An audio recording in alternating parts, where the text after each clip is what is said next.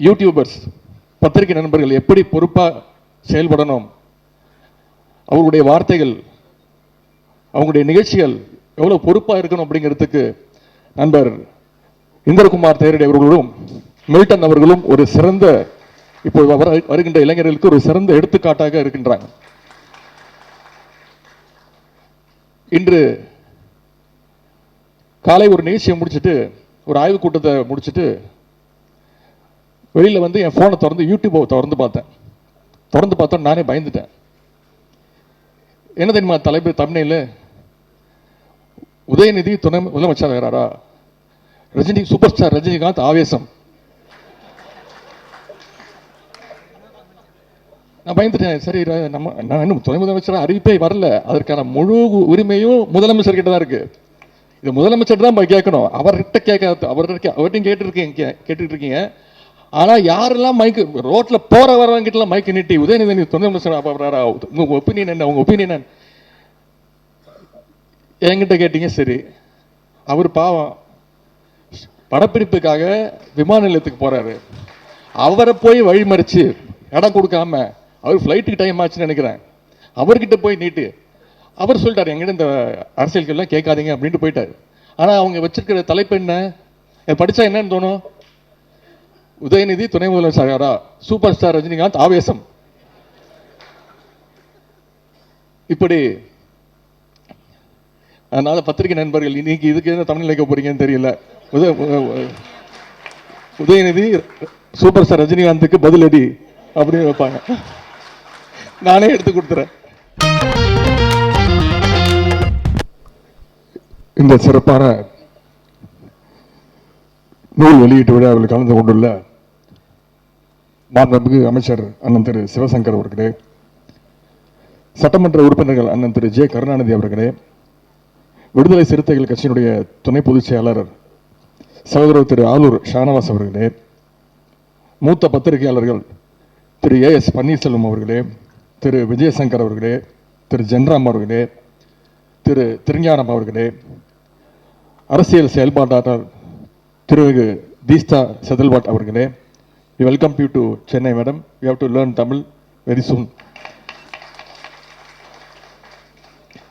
பதிப்பாளர் திரு ஆழி செந்தில்நாதன் அவர்களே, நூலின் தொகுப்பாசிரியர் திரு அருண் பிரசாத் அவர்களே, சகோதரர் இந்திரகுமார் திரடி அவர்களே, சகோதரர் மில்டன் அவர்களே, சகோதரர் அயன் கார்த்திகேயன் அவர்களே, பகுதி கழக செயலாளர்கள் அண்ணன் திரு ஏழுமலை அவர்களே, அண்ணன் நந்தன மதி அவர்களே, அண்ணன் முரளி அவர்களே, சகோதரர் ராஜா அன்பழகன் அவர்களே, அண்ணன் அக்கரைப்பேட்டை மனோகரன் அவர்களே, சகோதரர்கள் உமாசங்கர் அவர்களே, தினேஷ் உள்ளிட்ட கழகத்துடைய அனைத்து நிர்வாகிகளே, திரு சுகுணா திவாகர், திரு இளங்கோ அன்பன் உள்ளிட்ட அனைத்து பத்திரிகையாளர்களே, பத்திரிகை மீடியா நண்பர்களே, பெரியோர்களே, தாய்மார்களே, உங்கள் அனைவருக்கும் என்னுடைய மாலை வணக்கத்தை நான் தெரிவித்துக் கொள்கின்றேன்.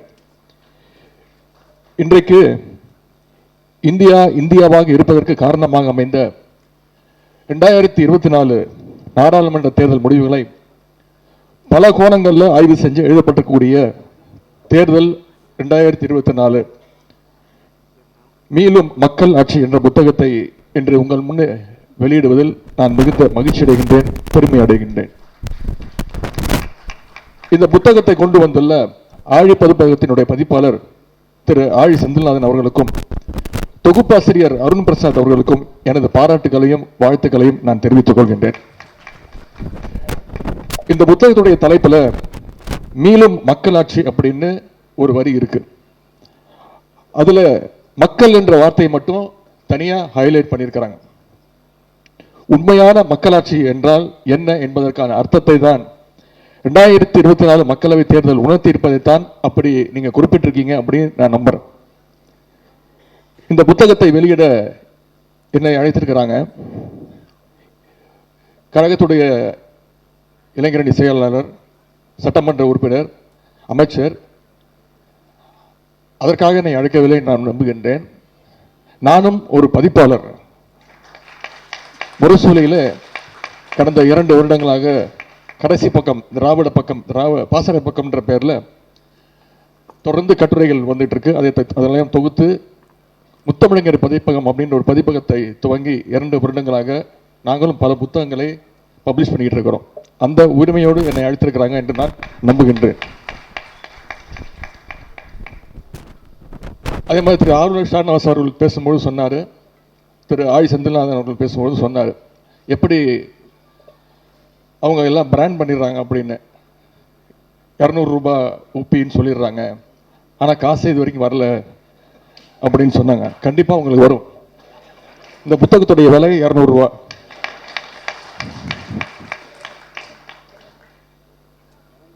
அது மட்டும் இல்லாமல் என்னை அழைத்ததற்கு இன்னொரு அர்த்தம் இருக்கு அப்படின்னு நான் நம்புறேன். எனக்கும் ஒரு சிறு பங்கு இருக்கு என்று நான் முழுமையாக நம்புகின்றேன். கழக தலைவர் மாண்புமிகு தமிழ்நாடு முதலமைச்சருடைய கட்டளை ஏற்று கடந்த மக்களவை தேர்தல் பிரச்சாரத்திற்காக தமிழ்நாடு புதுச்சேரி முழுவதும் நான் பயணம் செஞ்சிருக்கிறேன். மக்களை போய் சந்திச்சிருக்கிறேன். மொத்தம் 22 நாட்கள் 9000 கிலோமீட்டர் பயணம் பண்ணி கிட்டத்தட்ட 125 பிரச்சார கூட்டங்கள்ல பிரச்சாரம் பண்ணி மக்களை சந்திச்சு வாக்கு கேட்டிருக்கேன். தேர்தல் பிரச்சாரத்தில் நான் 2 முக்கியமான விஷயங்களை உணர்ந்தேன். ஒன்று, கழக அரசினுடைய திட்டங்களுக்கான அந்த ஆதரவு நிலை, மகளிருக்கான விடியல் பயணம், புதுமை பெண் திட்டம், முதலமைச்சருடைய காலை உணவு திட்டம், கலைஞர் மகளிர் உரிமை தொகை, இப்படி பல்வேறு திட்டங்களுக்கு மிகப்பெரிய ஒரு ஆதரவு. குறிப்பா தாய்மார்களிடத்துல, மகளிரிடத்துல நம்முடைய கழக அரசிற்கும் நம்முடைய முதலமைச்சருக்கும் இருந்த மிகப்பெரிய வரவேற்பு. இரண்டாவதா நான் பார்த்தது பாசிஸ்டுகளுக்கு எதிரான மக்களுடைய உண்மையான நியாயமான கோபம். குறிப்பா மதவாதம், ஒரே நாடு ஒரே மொழி ஒரே மதம் ஒரே உணவுன்னு சொல்ற பாஜகவுடைய அந்த வெறுப்பு பிரச்சாரம், நிதி உரிமை உள்ளிட்ட மாநில உரிமைகளை பறிக்கின்ற அந்த போக்கு, இதற்கு எதிரான மாபெரும் மக்களுடைய கோபத்தை பிரச்சார காலத்தில் நான் உணர்ந்தேன். அந்த அடித்தளத்தில் தான் 2024 தேர்தல் முடிவுகள் வந்திருக்கு. அதைத்தான் இந்த புத்தகத்தில் உள்ள ஒவ்வொரு கட்டுரையும் தெளிவாக விளக்கியிருக்கின்றார்கள். இதில் ஒரு முக்கியமான கட்டுரை இடம்பெற்றிருக்கிறது. அது நம்முடைய முதலமைச்சருடைய கட்டுரை, புத்தகத்துடைய முதல் கட்டுரை. பாஜகவுடைய 10 வருட பாசிச போக்கையும் அதற்கு இந்திய கூட்டணியும் மக்களும் எப்படி கடிவாளம் போட்டார்கள் என்பதை நம்முடைய முதலமைச்சர்கள் கிட்டத்தட்ட ஒரு 360 டிகிரியில் அந்த கட்டுரையை அலசியிருக்கிறாங்க. கட்டுரையில் முதலமைச்சர் எழுதிப்பது போல, தேர்தல் முடிவுக்கு பிறகு மோடியுடைய நடை உடை பாவனைகள் எல்லாம் மாறிவிட்டன. மோடியுடைய நடை உடை பாவனைகள் தான் மாறிக்கிறது தவிர அவருடைய பாசிச சிந்தனைகள் இன்னும் மாறவே இல்லை. அதை நம்மால மாற்றவும் முடியாது. தேர்தலில் மிகப்பெரிய பின்னடைவு செஞ்ச பிறகும் ஒரே நாடு ஒரே தேர்தல் திட்டத்தை இப்போ செயல்படுத்த துடிக்கிறாங்க. அதற்கு ஒன்றிய அமைச்சரவை ஒப்புதல் கொடுத்திருக்கு. ஆனால் அதை நாம் எந்த காலத்திலும் ஏற்கப் போவதில்லை என்று நம்முடைய முதலமைச்சர் அவர்கள் தெளிவாக சொல்லியிருக்கிறாங்க. அப்படிப்பட்ட அளவில்லாத அதிகாரத்தை அடைய நினைச்ச மோடிக்கு இந்த தேர்தல் முடிவுகள் சரியான பாடம் புகட்டிருக்கு. இதற்கெல்லாம் முதலமைச்சர் அவர்கள், நமது முதலமைச்சர் அவர்கள் முன்னின்று உருவாக்கிய அந்த இந்தியா கூட்டணி தான் காரணம். நம்ம கூட்டணிக்கு இந்தியான்னு பெயர் வச்சோன்னே பயந்துட்டாங்க. நம்ம நாட்டுடைய பெயரையே மாத்துறதுக்கு முயற்சி பண்ணாங்க. இந்தியாங்கிறத தூக்கிட்டு பாரதம் பேச ஆரம்பிச்சாங்க. இனிமே இந்தியாங்கிற வார்த்தை யாரும் பேசக்கூடாத அளவுக்கு பயந்து போனாங்க. மூன்றாவது அணி அது எப்பொழுதுமே கரை சேராதுன்னு தேர்தலுக்கு ஒரு வருடம் முன்பே, அதாவது மார்ச் 2023 அன்றே நம்முடைய முதலமைச்சர் அவர்கள் மிக தெளிவாக சரியாக எடுத்து கூறினார். எதிர்க்கட்சிகளுடைய ஒற்றுமையை நம்முடைய தலைவர் அவர்கள் மீண்டும் மீண்டும் வலியுறுத்தி கொண்டே இருந்தார்கள். அவற்றை பற்றி நம்முடைய முதலமைச்சர் அவர்கள் இந்த புத்தகத்திலே மிக தெளிவாக எழுதியிருக்கிறாங்க. அதேபோல் முன்னாள் ஒன்றிய அமைச்சர் அண்ணன் திரு ப சிதம்பரம் அவர்கள், மக்களவை உறுப்பினர் அண்ணன் திரு ரவிக்குமார் அவர்கள், பத்திரிகையாளர் திரு AS பன்னீர்செல்வம் அவர்கள், பொருளாதார அறிஞர் அமர்த்தியா சென்னுடைய உரையாடல், யோகேந்திர யாதவ், முகமது ஜுபேர் என இந்தியாவின் ஒட்டுமொத்த முற்போக்கு முகங்களும் மதச்சார்பின்மை குரல்களும் இந்த புத்தகத்தில் 25 கட்டுரைகளை சிறப்பாக எழுதியிருக்கிறாங்க. நாடாளுமன்ற தேர்தலுக்கு முன்பு பிரதமர் மோடி பற்றி எப்படிப்பட்ட பிம்பம் உருவாக்கப்பட்டுச்சு உங்களுக்கே தெரியும். அவர் தோற்கடிக்கவே முடியாதுன்னு சொன்னாங்க. இன்னும் சொல்ல போனா பாஜக கூட்டணி 400 இடங்களுக்கு மேல ஜெயிப்பாங்க. பாஜக மட்டும் தனியாவே 300 தொகுதிக்கு மேல ஜெயிப்போம் அப்படின்னாங்க. என்னென்னமோ கலர் கலராக எழுதி விட்டாங்க. குறிப்பா அது தமிழ்நாட்டில் நாங்கள் ஜெயிக்கலனாலும் வட இந்தியா முழுக்க நாங்கள் தான் ஜெயிக்க போறோம்னு சொன்னாங்க. பாஜகவுக்கு ஒரு மாநிலம் போதும், உத்தரப்பிரதேசம் ஒரு மாநிலத்தில் நாங்கள் ஜெயிச்சிடும், அதுவே போதும் அப்படின்னாங்க. அதுலயும் இந்த வடநாட்டு செய்தி சேனல்கள்லாம் இருக்குது, உங்களுக்கு தெரியும். என்னென்ன கலர் கலராக ரீல் விட்டாங்க. ஹிந்தி சேனல் மட்டுமல்ல, இங்கிலீஷ் சேனல்களும் சேர்ந்து ரீல் விட்டாங்க, கருத்து கணிப்புன்ற பேரில். சில சேனல்கள் ப்ரீபோல் சர்வே அப்படின்னு பாஜகவுக்கு 400க்கும் அதிகமான தொகுதியை கொடுத்து வெற்றி உறுதிட்டாங்க. இன்னும் சில சேனல்கள் ரொம்ப நடுநிலைமையாக சேர்ந்துக்கிட்டு ஒரு 10 சீட்டு 15 சீட்டு கம்மி பண்ணிட்டு இல்லை 385 தான் ஜெயிப்பாங்க, 390 தான் ஜெயிக்க முடியும் அப்படின்னு பாஜகவுக்கு முட்டு கொடுத்துக்கிட்டே இருந்தாங்க. ஆனால் ஆட்சி அமைப்பதற்கு தேவையான அந்த 272 இடங்களை கூட பிடிக்க முடியாத இடத்துல தான் பாஜகவை இந்திய மக்கள் வச்சாங்க. இந்த தேர்தலில் பெரும்பாலான மெயின் ஸ்ட்ரீம் ஊடகங்களை விட துருவ் ராட்டி, முகமது ஜுபேர் மாதிரியான independent YouTubers, fact checkers, Alt News, பேரலை மாதிரியான இண்டிபெண்டன்ட் ஊடகங்களும் தான் பாசிஸ்டுகளை எதிர்த்து பல்வேறு உண்மைகளை வெளில கொண்டு வந்து பேசினாங்க. பத்திரிகையாளர் நண்பர் இந்திரகுமார் தேரடி, நண்பர் மில்டன் உள்ளிட்டோர்லாம் பல மாநிலங்களுக்கு சுற்றுப்பயணம் பண்ணி அங்குள்ள சூழல்களை விரிவாகவே இந்த புத்தகத்தில் எழுதியிருக்கிறாங்க. அவர்களுக்கு என்னுடைய பாராட்டுகள். யூடியூபர்ஸ், பத்திரிகை நண்பர்கள் எப்படி பொறுப்பாக செயல்படணும், அவர்களுடைய வார்த்தைகள், அவங்களுடைய நிகழ்ச்சிகள் எவ்வளோ பொறுப்பாக இருக்கணும் அப்படிங்கிறதுக்கு நண்பர் இந்திரகுமார் தேரடி அவர்களும் மில்டன் அவர்களும் ஒரு சிறந்த, இப்போ வருகின்ற இளைஞர்களுக்கு ஒரு சிறந்த எடுத்துக்காட்டாக இருக்கின்றாங்க. இன்று காலை ஒரு நிகழ்ச்சியை முடிச்சுட்டு, ஒரு ஆய்வுக் கூட்டத்தை முடிச்சுட்டு வெளியில் வந்து என் ஃபோனை திறந்து யூடியூப்பை திறந்து பார்த்தோம். நானே பயந்துட்டேன். என்ன தெரியுமா தலைப்பு? தமிழில் உதயநிதி துணை முதலமைச்சர் ஆகிறாரா, ரஜினி சூப்பர் ஸ்டார் ரஜினிகாந்த் ஆவேசம். நான் பயந்துட்டேன். சரி, நான் இன்னும் துணை முதலமைச்சர் அறிவிப்பே வரல, அதற்கான முழு உரிமையும் முதலமைச்சர் கிட்ட தான் இருக்கு. இது முதலமைச்சர் தான் கேட்கணும், அவர்கிட்ட கேட்காது. அவர்கிட்டையும் கேட்டுட்டு இருக்கீங்க. ஆனா யாரெல்லாம் மைக்கு ரோட்ல போற வரவங்கிட்ட மைக்கு நீட்டி உதயநிதி துணை முதலமைச்சர் உங்க ஒப்பீனியன் என்ன, உங்க ஒப்பீனியன் என்ன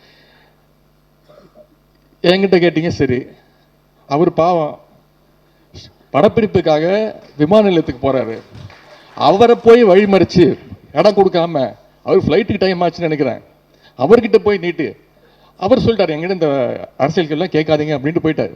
ஆனா அவங்க வச்சிருக்கிற தலைப்பு என்ன, படிச்சா என்னன்னு தோணும்? உதயநிதி துணை முதலமைச்சர், சூப்பர் ஸ்டார் ரஜினிகாந்த் ஆவேசம். இப்படி. அதனால பத்திரிகை நண்பர்கள், இன்னைக்கு இதுக்கு என்ன தமிழ் வைக்க போறீங்கன்னு தெரியல. உதயநிதி சூப்பர் ஸ்டார் ரஜினிகாந்துக்கு பதிலடி அப்படின்னு வைப்பாங்க. நானே எடுத்து கொடுத்துறேன். ஒரு மிஸ்டு கால் கொடுத்தாலே பாஜக சேரலாம் அப்படின்னு விளம்பரம்லாம் பண்ணாங்க. ஆனா பாசிஸ்டுகள் கடைசியில தங்களுடைய சொந்த காலில் நிற்க முடியாம இன்னைக்கு சந்திரபாபு நாயுடு காலையும் நிதிஷ்குமாருடைய காலையும் பிடிச்சிக்கிட்டு ஆட்சியை நடத்திட்டு இருக்கிறாங்க. இந்த புத்தகத்தில் பத்திரிகையாளர் திரு ஏ.எஸ். பன்னீர்செல்வம் அவர்கள் ஒரு மிக மிக முக்கியமான ஒரு கட்டுரை எழுதியிருக்கிறாங்க.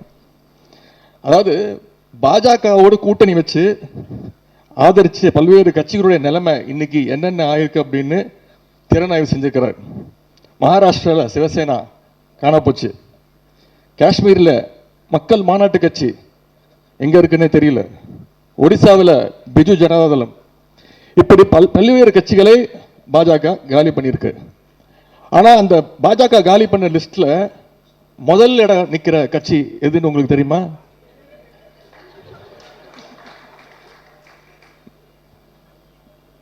எது? இப்படிப்பட்ட ஒரு பாற்பட்ட நிலைக்கு நம்முடைய எதிர்கட்சி தள்ளப்பட்டிருக்கு. அவங்க மீண்டு வரணும் என்பதுதான் என்னை போன்றவருடைய ஆசை. சங்கிங்கெல்லாம் எப்ப பார்த்தாலும் எங்க மோடியை பார்த்து அமெரிக்காவே பயப்படுது, எங்க மோடி பேசினார்னா ஐரோப்பாவே நடுங்குது, எங்க மோடியை பார்த்து அண்டார்டிகா உருகி போயிடுச்சு, இப்படிதான் ஊட்டுவாங்க. ஆனா இப்போ ஆந்திராவில் போய் கேட்டு பாருங்களேன், மோடி யாரை பார்த்து பயப்படுவாருன்னு. ஆந்திர மாநிலம் முழுக்க சொல்லுவாங்க, எங்க சந்திரபாபு நாயுடு பார்த்து தான் மோடி பயப்படுவார் அப்படின்னு. இனிமே மோடியுடைய பிம்பத்தை பீகார் மக்கள் கூட நம்ப மாட்டாங்க. இந்திய வரலாற்றிலேயே ஒரு பிரதமரே பிரச்சார காலத்தில் மத ரீதியான வெறுப்பு பேச்சுகளை பேசியது இந்திய வரலாற்றிலேயே இதுதான் முதல் முறை. ராஜஸ்தான் மாநிலம் பன்ஸ்வாரா தொகுதி பிரச்சாரத்தில் இஸ்லாமியர்களை குறி வச்சு தாக்கி பேசினார் திரு மோடி அவர்கள். அந்த தொகுதியில் பாஜக வேட்பாளர் படுதோல்வி அடைஞ்சார். தேர்தலுக்கான முக்கிய யுக்தியா அயோத்தியில் ராமர் கோயில் கட்டினாங்க. ராமருக்கு அவர் தான் பிராண்ட் அம்பாசிடர் மாதிரி காட்டிக்கிட்டாங்க. ஆனால் அயோத்தியை உள்ளடக்கிய அந்த ஃபைசாபாத் தொகுதியில் மக்கள் பாஜகவை புறக்கணிச்சாங்க. பிரதமரே ரொம்ப நம்பின வாரணாசியில் அவரால் ரொம்ப குறைஞ்ச மார்ஜினில் தான் ஜெயிக்க முடிஞ்சது. அது மட்டும் இல்லை, போகிற இடம்லாம் இந்தியா முழுக்க, தமிழ்நாட்டுக்கு மட்டுமே தெரிஞ்ச உதயநிதியை இந்தியா முழுக்க கொண்டு போய் சேர்த்தது பிரதமர் திரு மோடி அவர்கள் தான். ராஜஸ்தான், மத்திய பிரதேசம், உத்தரப்பிரதேசம், அப்படி எல்லா இடத்துலையும் இந்த உதயநிதியை கொண்டு போய் சேர்த்த பெருமை திரு மோடி அவர்களுக்கு உண்டு. ஆனாலும் வடநாட்டு மக்கள் பிரதமருடைய வடைகளுக்கு மயங்கலை. வட இந்தியா முழுவதும் இந்த முறை மதவாதத்திற்கும் வெறுப்புக்கும் எதிராக வாக்களிச்சிருக்கிறாங்க மக்கள். தென்னிந்தியா, குறிப்பா தமிழ்நாடு எப்பொழுதுமே அப்படிதான் வாக்களிச்சுட்டு வருது. அதனாலதான் பாஜகவால் தமிழ்நாட்டில் கால ஊன முடியல. இந்த முறை தமிழ்நாட்டை பொறுத்தவரை நிதி உரிமை மிகப்பெரிய ஒரு பிரச்சனையாக இருந்து வருகின்றது. நாம ₹1 கொடுத்தா வரியா கட்டினா நமக்கு வெறும் 28 பைசா தான் திருப்பி தராங்கன்னு நான் எல்லா கூட்டத்திலையும் பேசினேன். திரு மோடி அவர்களை மிஸ்டர் 28 பைசான்னு கூப்பிட்டே பேசினேன். நிதி உரிமையை பாஜக அரசு பறிக்குது அப்படிங்கிற உணர்வு தமிழ்நாடு முழுவதும் இன்னைக்கு இருக்கு. இன்னைக்கு பாத்தீங்கன்னா கல்விக்கான நிதியை கொடுக்க மாட்டேங்கிறாங்க. நேஷனல் எஜுகேஷன் பாலிசி NEP நம்ம ஒத்துக்கிட்டே ஆகணுன்றாங்க. NEP பாலிசி நீங்க ஒத்துக்கிட்டாதான் கல்விக்கான தொகையை கொடுப்போன்றாங்க. சென்னை மெட்ரோ ரயில் திட்டம் ஃபேஸ் 2 நடந்துகிட்டு இருக்கு. இது வரைக்கும் 1 பைசா கொடுக்கல. முதலமைச்சர் தொடர்ந்து கேட்டுக்கிட்டு இருக்காரு. ஆனா அதுக்காக முதலமைச்சர் பணியை நிப்பாட்டியாருன்னு பாத்தீங்கன்னா இல்ல, இது மக்களுக்கு தேவையான பணி. மத்திய அரசு, ஒன்றிய அரசு பணம் கொடுக்குதோ இல்லையோ பணி நடக்கும்னு தொடர்ந்து வேலைகள் நடந்துட்டு இருக்கு.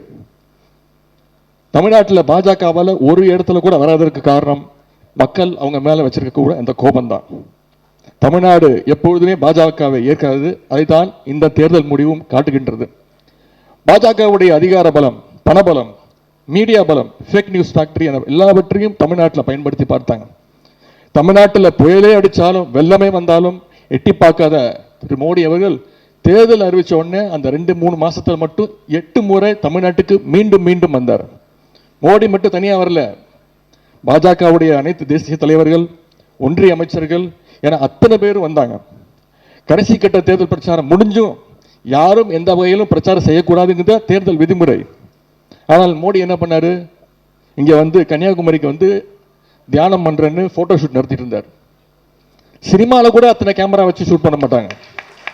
கிட்டத்தட்ட 9 ஆங்கிள் ஷூட் பண்ணாங்க. ஆனால் சங்கிகள் எதிர்பார்த்த அளவுக்கு வடநாட்டு மக்கள் ஏமாறல, தமிழ்நாட்டிலையும் அவங்களுடைய டிராமா எடுபடலை. தமிழ்நாட்டில் ரோட் ஷோ நடத்தின பாஜகவை தமிழ்நாட்டு மக்கள் நடு ரோட்ல விட்டாங்க. தமிழ்நாட்டு மக்கள் தெளிவா 40க்கும் 40 தொகுதியிலும் திமுக கூட்டணிக்கு வாக்களிச்சு ஒரு கிளீன் ஸ்வீப் விக்டரியை கொடுத்தாங்க. மக்கள் கொடுத்த தெளிவான தீர்ப்பின் காரணமாகத்தான் இன்னைக்கு இந்தியாவில் மாநிலங்கள் உயிரோடு இருக்கின்றன. இந்தியாவுடைய அரசியலமைப்பு சட்டம் அப்படியே இருக்கின்றது. அதற்கு மாறாக மோடி நினைச்சது போல தேர்தல் முடிவு வந்திருந்தா மாநிலங்களை எல்லாம் ஒரு முனிசிபாலிட்டி ஆக்கி இருப்பாங்க. இந்த கொடுமை எல்லாம் தடுக்கப்பட்டிருக்குன்னா அதுக்கு 2024 மக்களவை தேர்தல் முடிவுகள் தான் மிக மிக முக்கியமான காரணம். இந்தியாவை காக்கின்ற பணியில நம்முடைய திராவிட முன்னேற்ற கழகம் எப்பொழுதுமே முன்வரிசையில் நிற்கும். இந்த முறை எதிர்க்கட்சிகள் திட்டமிட்டு ஒரு பொய்யை சொன்னாங்க. அதாவது திமுகவுக்கு போன தேர்தலை விட வாக்கு சதவீதம் குறைஞ்சு போச்சு அப்படின்ற ஒரு பிம்பத்தை கட்டினாங்க. திமுகவுடைய வாக்கு சதவீதம் குறைந்ததற்கான காரணங்களை சகோதரர் சுகுணா திவாகர் அவர்கள் இந்த புத்தகத்தில் மிக தெளிவாக அழகாக எழுதியிருக்கிறார். கடந்த மக்களவை தேர்தலில் திமுக கழகம் போட்டியிட்டது 24 தொகுதிகளில். ஆனால் இந்த முறை கழகம் போட்டியிட்டது 22 தொகுதிகளில். அது மட்டுமல்ல, வெற்றி வாய்ப்பு அதிகமுள்ள தொகுதிகளை கூட்டணிக்கு கொடுத்துட்டு எங்க சவாலா இருக்குமோ, எங்க நாம போட்டி போட்டாதான் வெற்றி பெற முடியும் அப்படின்றத அறிஞ்சு கஷ்டமான இடங்கள்ல நம்ம போட்டி போடுவோம் அப்படின்னு நம்முடைய தலைவர், எங்களுடைய தலைவர் அவர்கள் சவாலான தொகுதிகளை கழகம் எடுத்துக்கொண்டது. எதிராளிகளுடைய வீழ்ச்சியையும் தோழமை கட்சியுடைய வெற்றியையும் உறுதி செய்யும் வகையில் நம்முடைய முதலமைச்சர் அவர்கள் இப்படி இடங்களை ஒதுக்கி கொடுத்தாங்க. இதுதான் நம்முடைய முதலமைச்சருடைய தேர்தல் வியூகம், சாதுரியம். இதையெல்லாம் கணக்கில் கொண்டுதான் திமுகவுடைய வாக்கு சதவீதத்தை நாம் அணுக வேண்டும். யார் என்ன சொன்னாலும் கழகத்துடைய வலிமை பெருகிக் கொண்டே போகிறது என்பதுதான் உண்மை. எங்கள் முதலமைச்சர் உருவாக்கியுள்ள கூட்டணி வெற்றி கூட்டணி. 2026 இந்த கூட்டணி மாபெரும் வெற்றியை பெறும். அதற்கு ஜனநாயக சக்திகளாகிய நீங்களும் துணை நிற்க வேண்டும் என்று கேட்டுக்கொள்கின்றேன். அதற்கு இப்பொழுதே நீங்கள் எல்லாம் தயாராக வேண்டும். இந்த புத்தகத்தில் 2024 தேர்தலை பற்றி 25 கட்டுரைகள் வந்திருக்கின்றது. 2026 தேர்தலையும் வெற்றி பெற்று 50 கட்டுரைகள் சேர்ந்த ஒரு புத்தகத்தை நீங்கள் வெளியிட வேண்டும். அதற்கும் என்னை அழைக்க வேண்டும் என்று கூறிக்கொண்டு சிறப்புக்குரிய புத்தகத்தை வெளியிட்டுள்ள ஆழிப்பதிப்பதற்கு மீண்டும் என்னுடைய வாழ்த்துக்களை தெரிவித்து நன்றி தெரிவித்து விடைபெறுகின்றேன். நன்றி, வணக்கம்.